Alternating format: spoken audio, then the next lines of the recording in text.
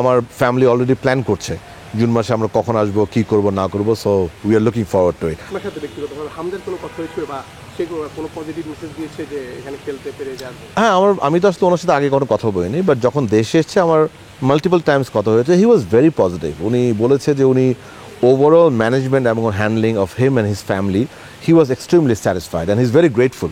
উনি বারবার বলেছে যে you have been very kind, আপনারা সবাই you are very grateful. Because again আমি কী করেছে তা তো ডিটেল জানি না, বাট আমাদের সম্মানিত সভাপতি নিজে এটা দেখেছেন। অ্যান্ড আমি এতটুকু বলতে পারি উনি এবং ওনার পরিবারের সদস্য সকলেই অত্যন্ত প্লিজ, আলহামদুলিল্লাহ। এবং আমার মনে হয় সেটা পরিচয় উনি মাঠিয়ে দিয়েছেন। So I think he had a wonderful experience, আলহামদুলিল্লাহ। অনেক দিনই ছিল, জি যে কদিন অনুশীলন করেছে। জি।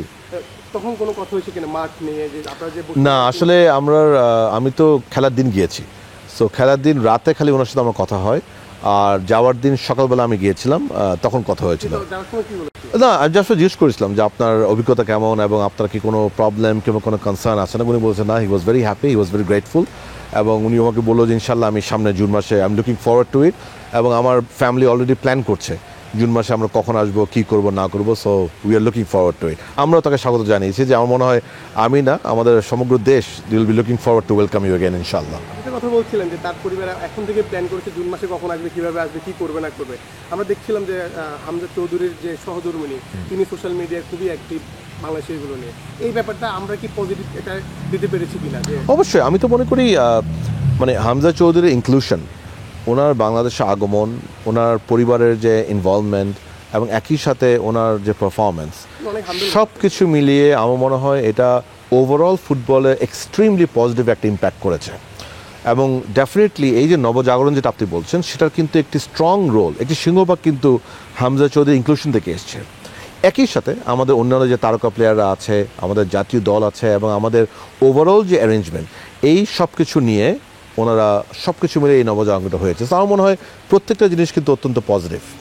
এই যে হামজাকে আপনারা কীভাবে আসলে রিচ করছেন বা কীভাবে পুরোটা ওরে যাবেন? দেখুন, হামজা চৌধুরীর আমি যদি কৃতিত্ব দিই, প্রথমে এটা একটা সিগনিফিকেন্ট কৃতিত্ব হচ্ছে আমার বিগত কমিটির। বিকজ আপনারা জানেন তাদের আমলেই কিন্তু যোগাযোগটা শুরু হয়। তারা ম্যাক্সিমাম হার্ডওয়ার্কটা করে, কোনো সন্দেহ নাই।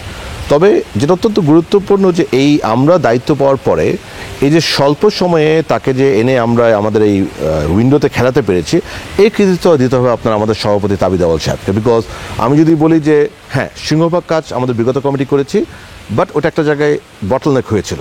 হ্যাঁ, সেটাকে বটলনেকটাকে খুলে বাস্তবায়ন করে স্বল্পতম সময়ে আমাদের জাতীয় দলের মানে সময় মতো তাকে আনার যে কৃতিত্ব, সেটা তাবিদ আউয়ালকে দিতে হবে। এবং এই ক্ষেত্রে অবশ্যই সকলে আমরা কাজ করেছি, বাট একটি বড় কৃতিত্ব দিতে হবে আমাদের বিগত কমিটি এবং আমাদের সভাপতি তাবিদ আউয়ালকে।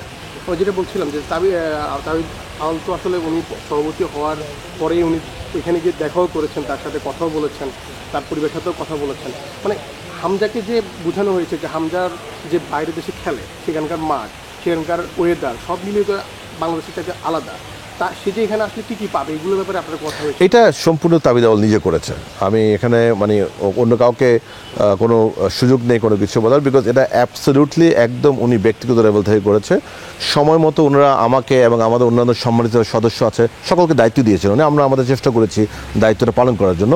বাট ওনার সাথে যে নেগোসিয়েশন এবং the total dealing, it's a 1-to-1 between hour সভাপতি এবং তার সাথে।